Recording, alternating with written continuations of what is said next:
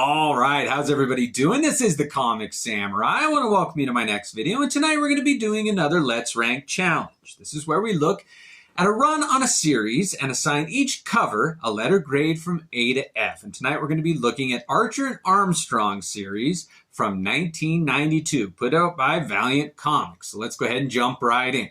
First up, we got this issue number 0. That was kind of a preview, introduction to this new series. And Barry Windsor-Smith did the art on this, and I think this was during his prime. I really like the cover on this first issue here on a number 0. It really did introduce those characters in a vivid, dynamic way. And this is one of my all-time favorite covers. It really did sum up that Valiant craze of the 90s. I'm giving this one an easy A. Now, when Archer and Armstrong hit the scene, I really was excited about it. It did a tie-in with that Unity series that went all across Valiant's titles in 92. Now this one's got a cover done by Frank Miller, but the interior art is Barry Windsor-Smith, and it is amazing. Now this had a cover that joined with all the other Unity issues of that month, and they really did make kind of a neat image of these electrical or solar hands holding all the characters. But this one's got Archer and Armstrong on the cover, done by Frank Miller, holding that classic car. Looks like a Porsche there. This is a B. I really like this image done by Frank Miller. All right, now the next ones were another crossover in that Unity series, and these were all done by Walter Simonson. And his take on these characters was really interesting. I liked it. Now, when you interlock these covers, they made like this weird, all these different angles and dimensions and things like that. It was just a different cover, but Simonson has a knack for that. Now, this one features Turok, the dinosaur hunter, on it too. But I like the colors, the perspective, these arrows, Turok there, the trade dress, everything on this one worked for me. It's getting an A. All right, now Barry Windsor-Smith did all the rest of the next ones except for issue number 9, and we're going to skip that. It was not a very good cover, and it's just not worth reviewing. But this issue number 3 here was done by Barry Windsor-Smith, and I really like this. This is the height of like his Raphael stage, where it was just kind of a Renaissance artist type look to it. But the lighting on Archer's face there, and Armstrong holding the torch, looking at that rat. There's a little bit of humor. It's a little reminiscent of Indiana Jones and the Last Crusade with all those rats in the sewer system. I love the colors on this one. This one's getting an A from me. I really do dig that cover.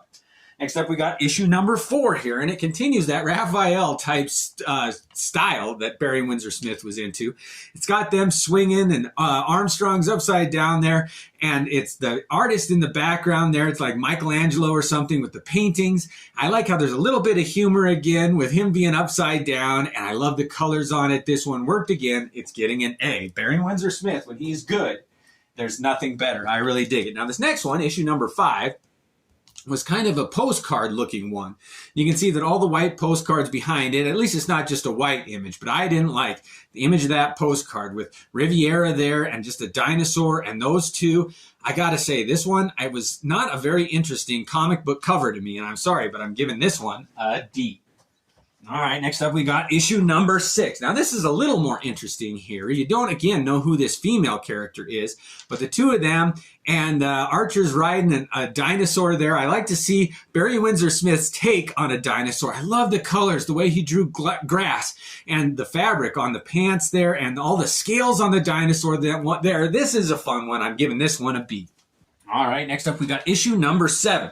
Now this was a fun one. It did have kind of more of a comic book vibe to it, although this Archer looks totally uninterested in what's going on, and Armstrong's got to fight all these thugs, and it's a crooked angle. It's like a French tilt there. It's kind of a interesting cinematic look to it. You got a foreground, a midground, and a background with the bullet holes and chaos. This one works for me. I'm giving it a B.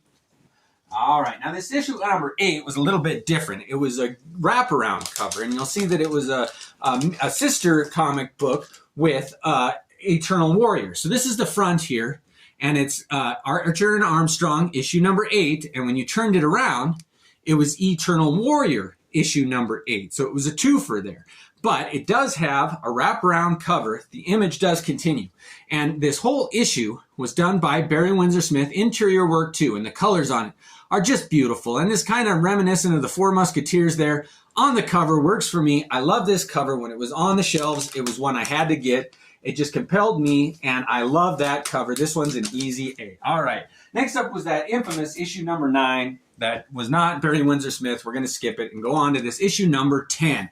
Now, he brought back a little bit of humor here where Armstrong's fallen and Archer's kind of got a hold on to him. And why is the trolley car in the air there? They're floating over Big Ben and that London fog in the background there. This is a fun one. It works for me. I'm giving it a B. All right, next up is issue number 11. Now, this one had a guest appearance by Dr. Solar, Man of the Atom. And they used that image, that graphic image in the background. It's kind of sci-fi there. It's psychedelic. It's coming out at you. And the rainbow of colors here, you can tell that Barry Windsor-Smith colored it himself. And I love it. And it's kind of a neat flash bulb in time where he's dropping the bottle, but it hasn't crashed yet. And all those beautiful colors on his pants and in the background. Solar up front there, kind of the crucifixion pose again, but Archer's there next to him, and this one works. I love looking at this. Nothing caught my eye without a gimmick, but like this graphic image. It was kind of a Steranko effect. I love it. It works. I'm giving it an easy A. That is one of my favorite comic book covers. All right, now Barry Windsor-Smith ended his run on this series with issue number 12 here. And it was supposed to be kind of a humoristic cover with Archer gonna bat the bee off of Armstrong's nose. But that tension of that huge bee on his nose, I never liked. And just the word balloon didn't work. He's holding a bottle of something. For some reason, the humor kind of fell flat. It didn't really work for me. I wanted a big comic book, super big finale from Barry Windsor-Smith. This is what I got. I'm giving it a D. All right, well, we've ranked all of these, and it sure is top-heavy there. It's hard to not give anything done by Barry Windsor-Smith an easy A, but we do have a couple to choose from. It's going to be hard to beat this one, technical one. I like the wraparound, and it works on its own too, but it's not the absolute best here. I love the coloring with the shadows on this one. I love them in the sewers here. I love Walter Simonson, but we're not going to include that one. And I love issue number 0. It's iconic. I've always liked them, but I got to say, this one with that strange effect on it, it worked there. I love it when they do something different and they tie in the backgrounds and the colors are beautiful. It's a crossover. There's just not much more that you can ask for here, and it works on so many levels. I can't say enough good things about Barry Windsor-Smith, and I think this time at Valiant was some of the best work that he ever did. I love the interiors that he did also, but this is my favorite. It's getting the S tier. Well, that was a fun challenge there. I loved looking at that early Valiant stuff. Let me know if there's any other runs or artists you want me to do. Thanks for joining me tonight, and have a good one.